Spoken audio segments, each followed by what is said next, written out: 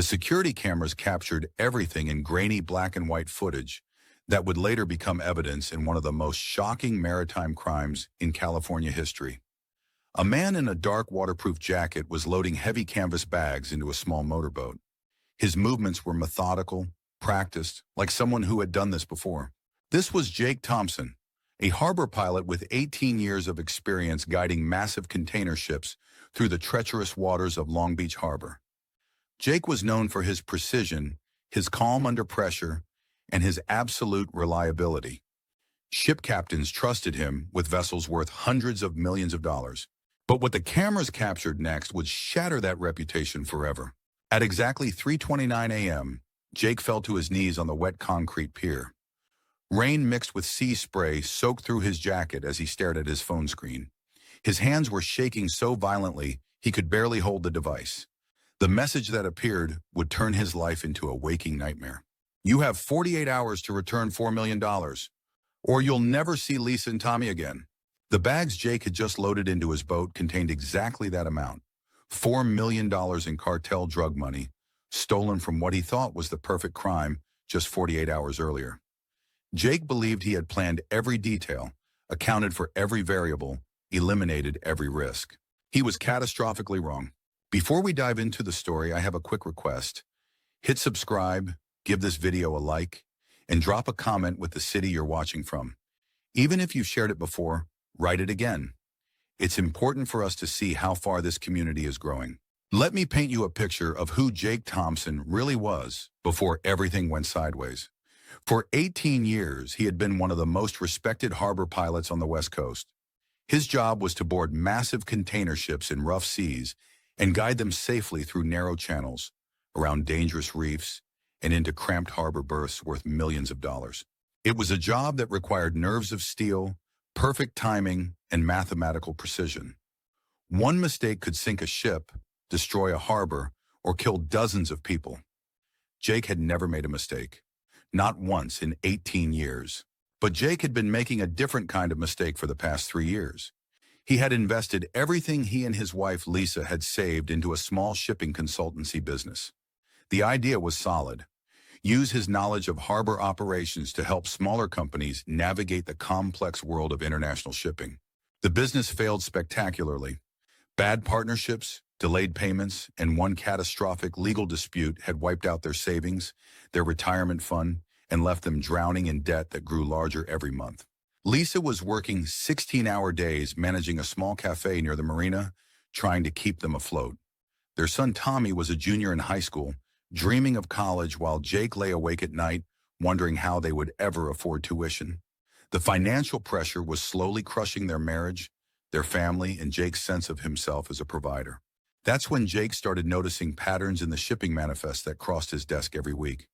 Certain container ships from Panama arriving on specific schedules, carrying cargo that didn't quite match their paperwork. Ships that required extra security, extra inspections, extra discretion. Jake realized he was looking at a money laundering operation. Drug cartels were moving cash through legitimate shipping channels, hiding millions of dollars among legal cargo containers. The money would arrive in Long Beach, get inspected by corrupt officials, then disappear into the American financial system. For months, Jake just watched and learned. He memorized guard shift changes, security camera blind spots, inspection schedules, and container handling procedures. He told himself he was just curious, just trying to understand how it worked. But deep down, Jake was planning something much more dangerous. Container ship 4471 from Panama arrived every third Wednesday, carrying more than just coffee beans and textiles. Hidden in specially modified containers were waterproof bags containing millions in drug money. Jake had watched the routine dozens of times. He knew exactly when, where, and how to strike. The night Jake chose for the theft, a massive Pacific storm was hammering the California coast. 40-foot waves, 60-mile-per-hour winds, and rain so heavy that visibility dropped to almost zero. Most harbors would have closed, but Long Beach stayed operational because of the money involved. Perfect cover for the crime Jake was about to commit. But what Jake didn't know, what he couldn't have known, was that someone else had been watching him for weeks. Someone who knew exactly what he was planning and who was prepared to use that knowledge to destroy his life. The theft itself went exactly according to plan. As Jake guided container ship 4471 through the storm toward its berth, he diverted it to a fake inspection area in a section of the harbor where security cameras couldn't penetrate the rain and darkness. Working with practiced efficiency, Jake transferred $4 million in cash from the container to a small boat he had hidden under tarps and camouflage netting. 14 minutes from start to finish. No alarms, no witnesses, no evidence left behind. Jake thought he had committed the perfect crime. Instead, he had just signed his family's death warrant. 3 weeks before the theft, Jake had sent Lisa and Tommy away to what he called a surprise vacation at a cabin near Lake Arrowhead. He told them he wanted to treat them to a relaxing getaway before Tommy's senior year started. In reality, Jake was trying to keep them safely away from what he was planning. His idea was simple: steal the money cleanly, hide it somewhere secure, then return home after a few days and slowly move it over several months.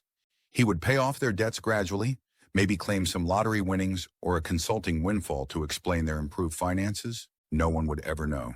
After the theft, Jake drove the $4 million to an abandoned lighthouse on the cliffs 30 miles north of Long Beach Harbor. He had discovered this place years earlier while exploring the coastline during his off hours. The lighthouse had been decommissioned in the 1960s, and below the high tide line was a waterproof bunker, probably built during World War II as a military observation post. Jake sealed the money in the bunker along with his watch, a personal marker he could use to find it again. Then he carefully memorized the GPS coordinates and drove back to the harbor to resume his normal routine. For 36 hours, everything seemed perfect. Jake guided ships through the harbor, filed his paperwork, attended safety meetings, and went through all the motions of his regular life. He even started researching offshore banks and fake identities, planning how to access the money safely over time. But when Jake drove to Lake Arrowhead to retrieve his family and begin their new life, he found the cabin empty. Chairs were overturned. Lisa's purse was on the floor with its contents scattered. Tommy's backpack was ripped open. Tire tracks in the muddy driveway showed where multiple vehicles had been parked recently. Jake's phone buzzed with a text message from an unknown number. "Check your email." The email contained 3 photographs. Lisa and Tommy tied to chairs in what looked like a warehouse. A timestamp showing they had been taken 2 hours ago, and a message that made Jake's blood run cold. "You have 48 hours to return $4 million, or you'll never see Lisa and Tommy again. We know who you are. We know what you took. We know where you live. Don't call police. Don't try to run. Just bring back our money." Jake stared at his phone in disbelief. How was this possible? He had planned everything perfectly. No one had seen him. No one knew about the lighthouse. No one should have been able to connect him to the missing money. But somehow they had. And now his perfect crime had become a death sentence for the 2 people he loved most in the world.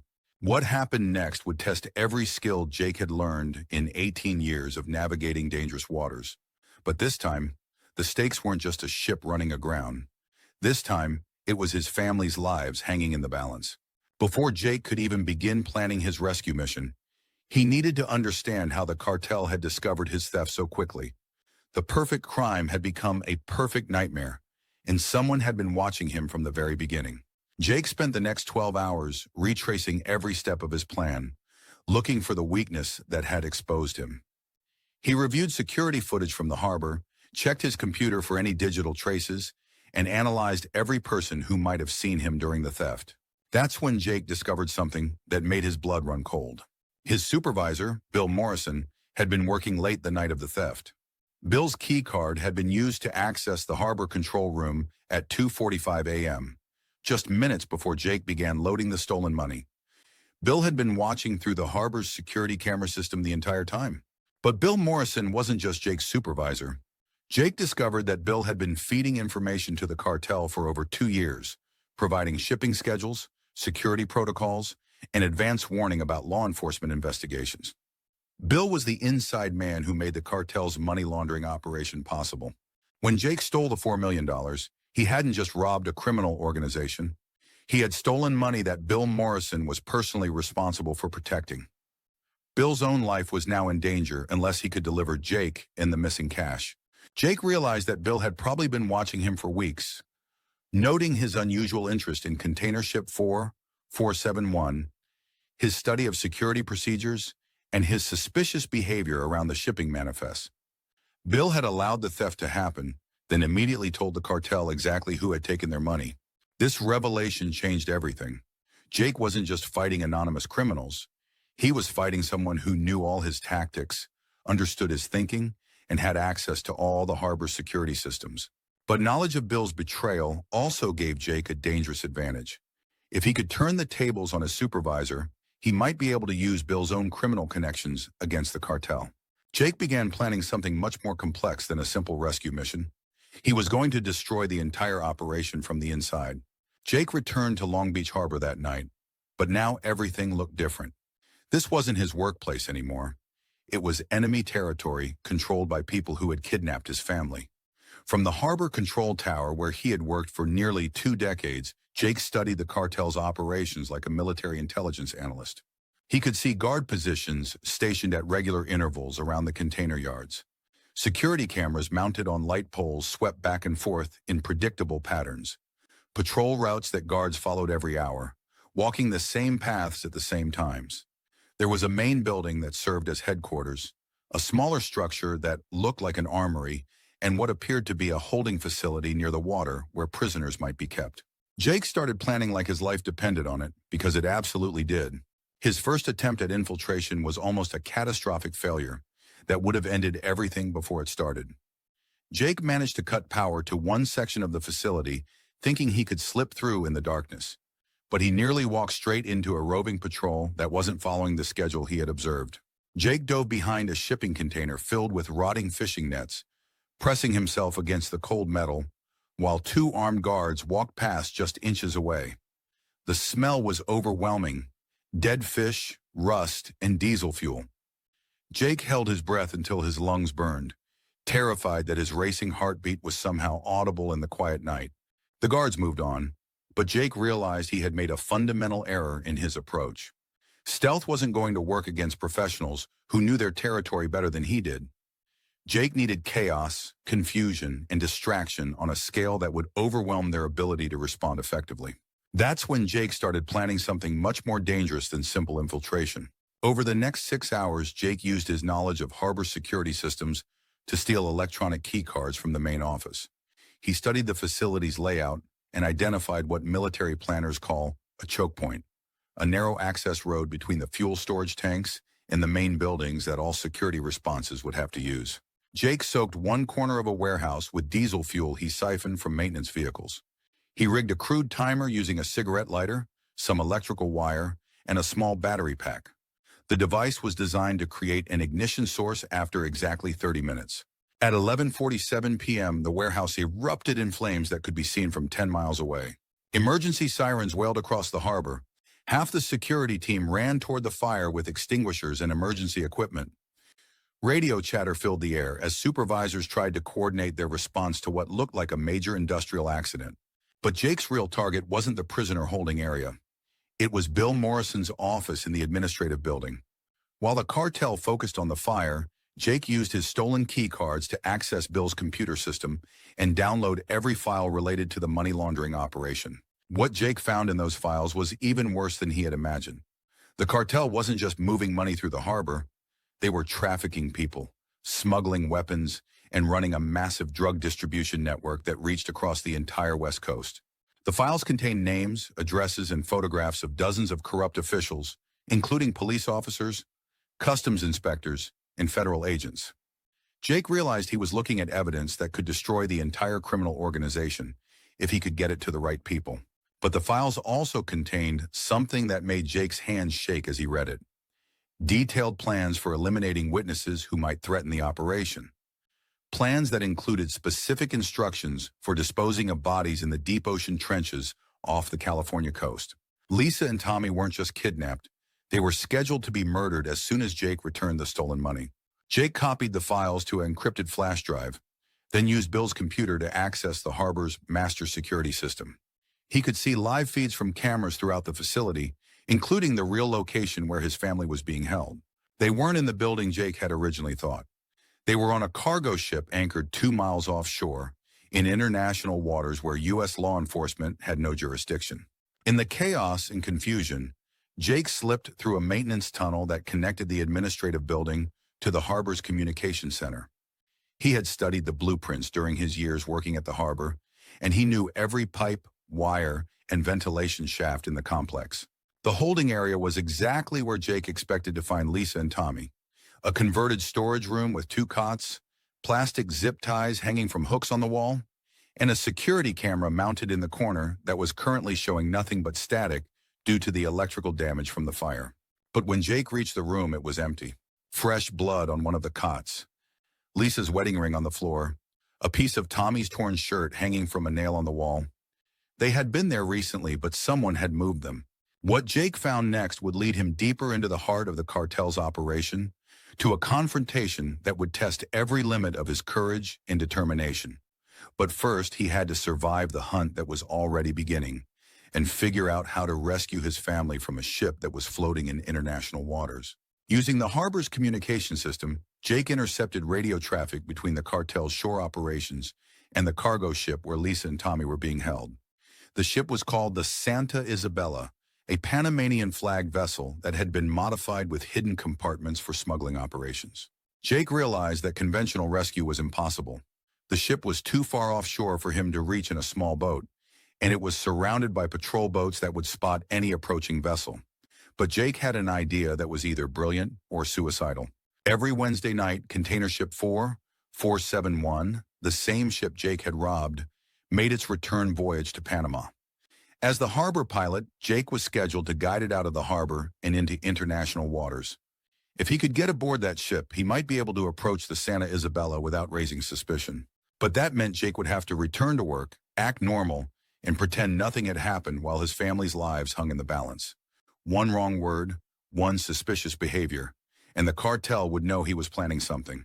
Jake spent the next 18 hours in the most difficult performance of his life. He showed up for his shift, guided 2 container ships through the harbor, attended a safety meeting, and filed his paperwork, all while knowing that Lisa and Tommy were prisoners on a ship he could see from his office window. When container ship 471 arrived for its departure, Jake boarded as usual and began guiding it toward the harbor mouth. But instead of returning to shore on the pilot boat as he normally would, Jake hid in the ship's cargo hold as it passed into international waters. The plan was working perfectly until Jake discovered that Bill Morrison was also aboard the ship. Bill had been waiting for him in the cargo hold, along with 2 armed cartel members. Jake's supervisor smiled coldly as he explained that the cartel had known about Jake's plan from the moment he accessed the computer files.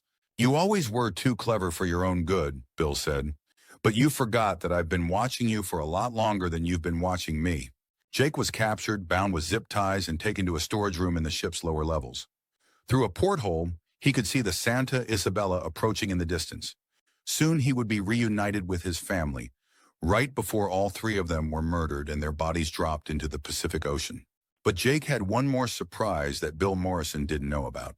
Before boarding container ship 471, Jake had used the harbor's emergency communication system to send the encrypted files to 3 different recipients: the FBI's Financial Crimes Division, the Coast Guard's Anti-Smuggling Unit, and an investigative journalist who specialized in exposing organized crime.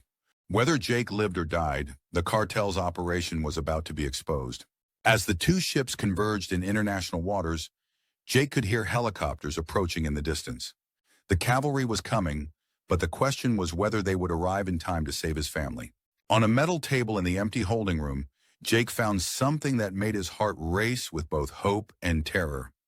A small electronic tracking device, still warm and blinking, with a red LED light. Next to it was a hand-drawn map showing evacuation routes throughout the harbor complex, with one route highlighted in yellow marker. The tracking device was showing movement toward the inner warehouse district, closer to the deep water docks where large ships could approach.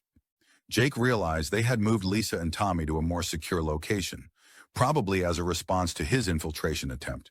As Jake studied the map, he heard footsteps in the corridor outside. Multiple sets of boots, moving with military precision, radio chatter getting closer. The security team was conducting a systematic search of the facility, checking every room and storage area. Jake quickly memorized the highlighted route on the map, then slipped back into the maintenance tunnel system. As he crawled through the narrow passages, he heard voices above him getting louder and more urgent. They had discovered the empty holding room and realized someone had breached their security. The tracking device led Jake through a maze of service tunnels toward the harbor's inner dock area. Along the way, he encountered two teenage dock workers who were hiding in a storage closet, terrified by the fire and the armed guards running through the facility. Without speaking, sound carried too easily in the tunnels, Jake led them to a drainage exit that opened near the public parking area where they could escape safely. Even in the middle of this nightmare, Jake couldn't bring himself to abandon innocent people who might get hurt. Following the tracking signal deeper into the complex, Jake finally reached the inner warehouse where the device indicated Lisa and Tommy were being held. The building was larger than the others, with loading docks that opened directly onto deep water where boats could approach without being seen from the main harbor area.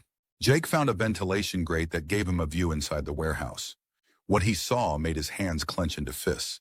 A makeshift prison had been constructed in one corner, chain-link fencing forming a cage, folding cots, a small table with medical supplies, and plastic restraints hanging from hooks.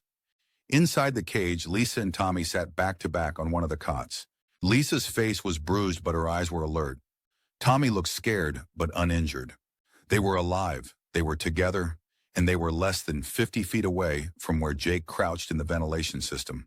But as Jake watched, he could hear radio chatter from the security team getting closer. Guards were converging on the warehouse district, conducting a building-by-building search. Jake had maybe 5 minutes before they reached this location. He had found his family, but now he had to figure out how to get them out alive. Jake dropped down from the ventilation system into the warehouse and quickly cut through Lisa's plastic restraints with a knife he had taken from the maintenance shop. Lisa's eyes went wide when she saw him. Relief, fear, and questions all mixed together in her expression. Tommy started to speak, but Jake put a finger to his lips and pointed toward the door, where guard voices were getting louder. There was no time for explanations or reunions. They had to move immediately. Jake led Lisa and Tommy toward a drainage tunnel that he knew connected to an abandoned loading dock on the far side of the harbor. They would have to crawl through 200 yards of narrow flooded tunnels, but it was their only chance of escaping undetected. They made it halfway to the tunnel entrance when the warehouse alarm system exploded into sound. Red lights flashed. Sirens wailed.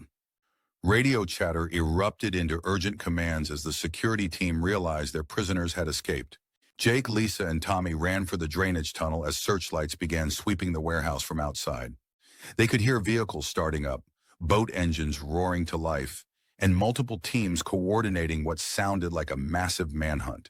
The real chase was about to begin, and the cartel had boats, cars, helicopters, and people positioned throughout the area. Jake had managed to find his family, but getting them to safety would require escaping 3 different traps that were already being set. What happened next was a 3-part nightmare that would test every navigation skill Jake had learned in 18 years of guiding ships through dangerous waters. But drug cartels don't give up easily, and they had resources Jake couldn't match. The question was whether Jake's knowledge of local geography would be enough to keep his family alive long enough to reach the Lighthouse, where $4 million waited. Money that might buy their freedom or might cost them everything. The helicopters Jake had heard were Coast Guard units responding to his emergency transmission. But what Jake didn't know was that the cartel had been monitoring law enforcement communications, and they knew the authorities were coming. Bill Morrison's voice came over the ship's intercom system. All units prepare for emergency departure. Law enforcement approaching from the northeast.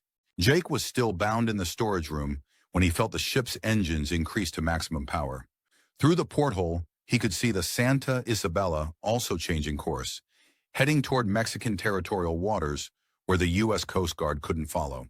But Jake had spent 18 years navigating these waters, and he knew something the cartel didn't. There was a massive storm system moving up from the south, with waves that would make it impossible for the ships to maintain their current speed and heading. Jake worked frantically to free himself from the zip ties, using a sharp edge on a metal cargo bracket to slowly cut through the plastic restraints. His wrists were bleeding by the time he broke free, but adrenaline made him ignore the pain. The ship was rolling heavily now as it hit the storm's outer bands. Jake could hear shouting and confusion from the crew above as they struggled to maintain control in the increasingly rough seas. Jake knew this was his chance. In the chaos of the storm, he might be able to reach Lisa and Tommy before the ships escaped into Mexican waters. Jake climbed through the ship's ventilation system toward the upper decks, using maintenance passages he had studied during his years of harbor inspections. The ship's rolling motion made it difficult to maintain his balance, but it also meant that most of the crew was focused on keeping the vessel stable, rather than guarding their prisoner. When Jake reached the main deck, he could see the Santa Isabella less than a quarter-mile away, both ships struggling against waves that were now approaching 20 feet in height. Coast Guard helicopters circled at a distance, but they couldn't approach safely in the storm conditions. Jake spotted a small rescue boat attached to the side of container ship 4471. If he could reach it and launch without being seen, he might be able to cross to the other ship during the confusion of the storm. But as Jake approached the rescue boat, he came face to face with Bill Morrison, who was carrying an assault rifle and wearing a grim expression. "End of the line, Jake," Bill said over the howling wind. "You've caused enough trouble for one lifetime." What happened next was a fight for survival that took place on a storm-tossed deck with 20-foot waves crashing over the rails. Jake had no weapons, no backup, and no plan except desperation. But sometimes desperation is enough. Jake's fight with Bill Morrison on the storm-tossed deck was brutal and desperate. Bill had the advantage of weapons and backup, but Jake had 18 years of experience working in dangerous conditions at sea. When a massive wave crashed over the ship's rail, Jake used the momentary chaos to tackle Bill and send the assault rifle skittering across the wet deck. The two men fought hand-to-hand while the ship rolled violently beneath them, each trying to gain advantage while avoiding being washed overboard. Jake managed to pin Bill against a cargo container just as another wave hit the ship. In the confusion, Jake grabbed the assault rifle and used it to force Bill toward the rescue boat. "You're going to help me get to that ship," Jake shouted over the storm, "or we're both going over the side." Bill had no choice but to comply. Together, they launched the small rescue boat into the churning seas between the two ships. The crossing was terrifying. Waves lifted their tiny boat 20 feet into the air, then dropped it into troughs that seemed deep enough to swallow them entirely. But Jake's years of navigating dangerous waters served him well. He managed to bring the rescue boat alongside the Santa Isabella just as Coast Guard vessels appeared on the horizon, racing to reach them before the ships escaped into Mexican territorial waters. Jake forced Bill to lead him to where Lisa and Tommy were being held. They found them in a converted shipping container that had been modified into a prison cell, guarded by two cartel members who were more focused on the approaching Coast Guard than on their prisoners. The rescue itself was a blur of violence and confusion. Jake used the element of surprise and Bill's reluctant cooperation to overpower the guards, free his family, and fight their way back to the rescue boat. As they escaped from the Santa Isabella, Jake could see Coast Guard helicopters moving in to intercept both ships. Searchlights cut through the storm as federal agents prepared to board and arrest everyone involved in the money laundering operation. Jake had done more than rescue his family. He had provided the evidence needed to destroy the entire cartel network. But the most dangerous part of their escape was still ahead. They had to reach shore in a small boat during a massive storm, while cartel speedboats tried to hunt them down in the chaos. As they climbed aboard, powerful searchlights began sweeping the harbor behind them. Jake could hear multiple boat engines starting up. The cartel was launching everything they had. But Jake had spent 18 years learning every reef, sandbar, and hidden channel in these waters. He knew places where the water was too shallow for speedboats, passages between rocks that didn't appear on any chart, and tidal patterns that could trap larger vessels. Jake steered their small boat into a maze of channels between partially submerged rocks and coral formations. Behind them, 3 cartel speedboats roared across the main channel, their engines drowning out the sound of rain and waves. The speedboats were faster, but they couldn't follow where Jake was leading them. One by one, they ran aground on sandbars that Jake navigated easily in his smaller, lighter vessel. Searchlights swept the water around them, but Jake hid their boat in the shadow of a sunken cargo barge that had been there since the 1980s. The cartel boat circled for 20 minutes, then moved on to search other areas. Jake had won the first round, but the storm was getting worse, and they still had to reach shore alive. As Jake guided their small boat toward the coast, a Coast Guard cutter appeared through the storm. At first, Jake thought they were being rescued, but the radio chatter he intercepted told a different story. The Coast Guard had orders to detain everyone from both ships until they could sort out who was who in the criminal organization.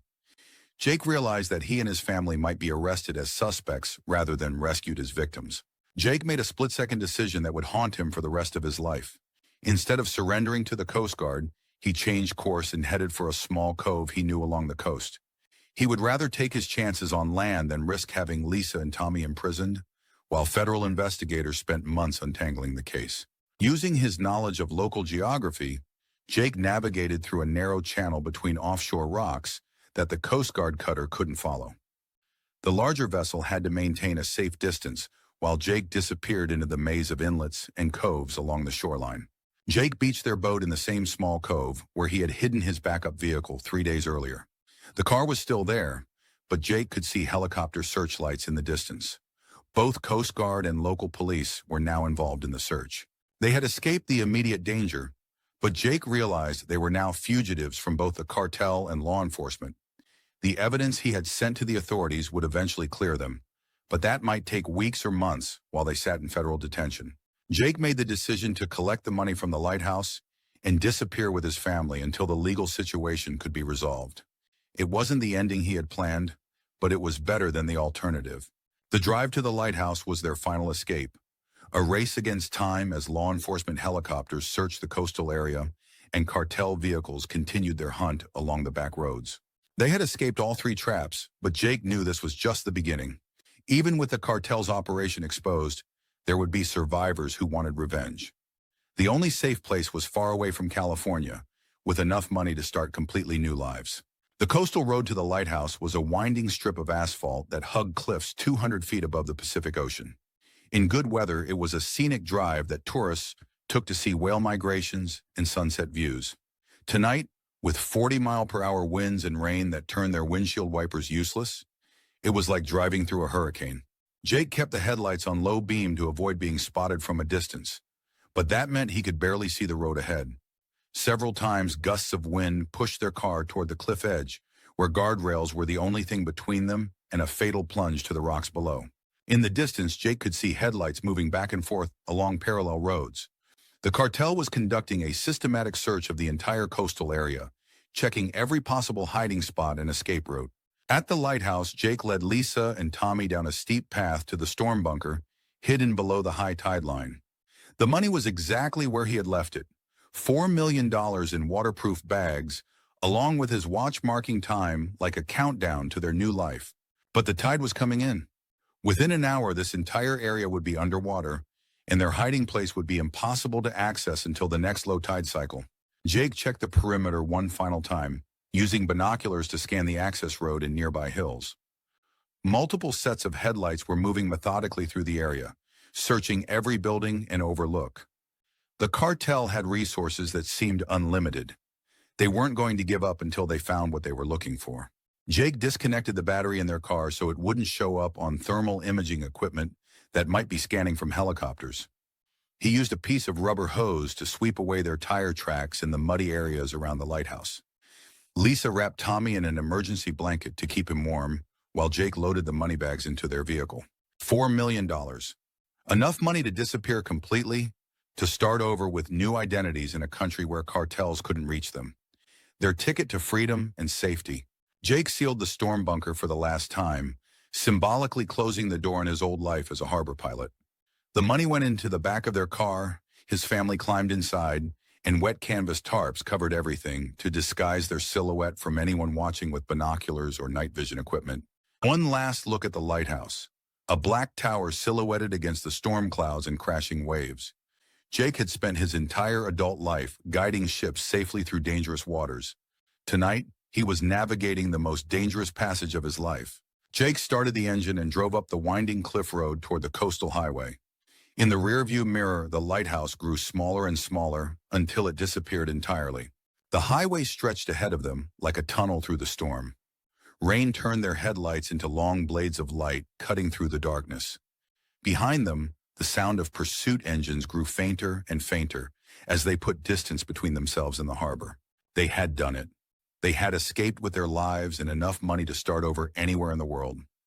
Jake allowed himself to believe, for just a moment, that everything was going to be okay. But the most devastating blow was still waiting for them, just a few miles ahead. What I'm about to tell you comes from police reports filed 72 hours after the Lighthouse escape, along with security camera footage from the Pacific Coast Highway Toll Plaza. The details are disturbing, and they reveal the true cost of Jake Thompson's desperate gamble to save his family. Jake drove north for 2 hours, putting nearly 100 miles between them and Long Beach Harbor. No headlights followed them. No helicopters appeared overhead. It seemed like they had actually escaped. They stopped at the Malibu Creek Bridge, a concrete span that crossed a deep canyon 40 miles north of the harbor. Jake wanted to make sure they weren't being followed before continuing to the airport, where he planned to buy tickets to a country without extradition treaties. The bridge was empty at 4:30 a.m. Rain had stopped, leaving the pavement slick and reflective under the streetlights. Jake parked their car in the middle of the span and got out to check their surroundings one final time. Lisa and Tommy joined him at the concrete railing, looking down at the dark water 200 feet below. The bags of money sat in their car behind them.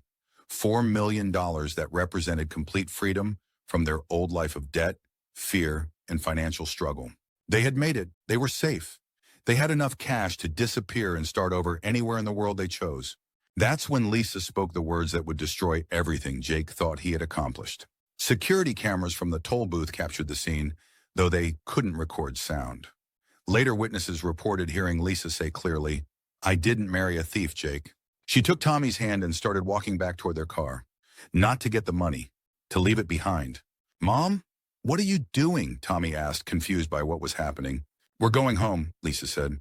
"We're going to face whatever comes next as a family, but we're not going to run away with stolen money." Jake stood frozen at the bridge railing, unable to process what he was hearing. "Lisa, you don't understand. We can't go back. They'll kill us. All of us." "Then we'll figure something else out," Lisa replied. "We'll call the police. We'll go into witness protection. We'll do whatever it takes legally. But we're not starting our new life with blood money." Tommy looked back and forth between his parents, finally beginning to understand the true scope of what had happened. "Dad, did you really steal $4 million?" Jake tried to explain about the debts, the pressure, the desperate need to provide for his family's future. But even as the words came out of his mouth, he could see the disappointment and betrayal in his son's eyes. Lisa got into the driver's seat of their car. "Tommy, get in. We're leaving." "What about Dad?" Tommy asked. "Your father has a choice to make," Lisa said. "He can come with us and face the consequences of what he's done, or he can stay here with his money." Jake walked to the car, his mind racing with arguments and explanations. "Lisa, please. I did this for us, for our family, for Tommy's college fund." "You did this because you were afraid," Lisa said through the car window. "And instead of talking to me about it, instead of figuring out a solution together, you decided to become a criminal. That's not the man I married." The security cameras captured Lisa driving away with Tommy in the passenger seat, leaving Jake alone on the bridge with $4 million that suddenly felt worthless. Jake stood there for nearly an hour, watching the sunrise slowly lighten the eastern sky. Cars began appearing on the highway. Early morning commuters heading to work at jobs they probably hated, but jobs that were legal and honest. The last image captured by the security cameras shows Jake tying something heavy to his ankle. Police investigators later determined it was a concrete block from a construction site near the bridge approach. Jake Thompson had saved his family from kidnappers, stolen $4 million from a dangerous cartel, and outwitted professional criminals in a series of spectacular escapes. But in the end, he lost the only thing that really mattered to him. The money bag sat untouched on the bridge until police arrived to investigate reports of an abandoned vehicle. Jake's body was never recovered from the canyon waters below. So as this story comes to a close, don't forget to hit that like button and subscribe. It helps this channel grow, and we'll be deeply grateful for your support.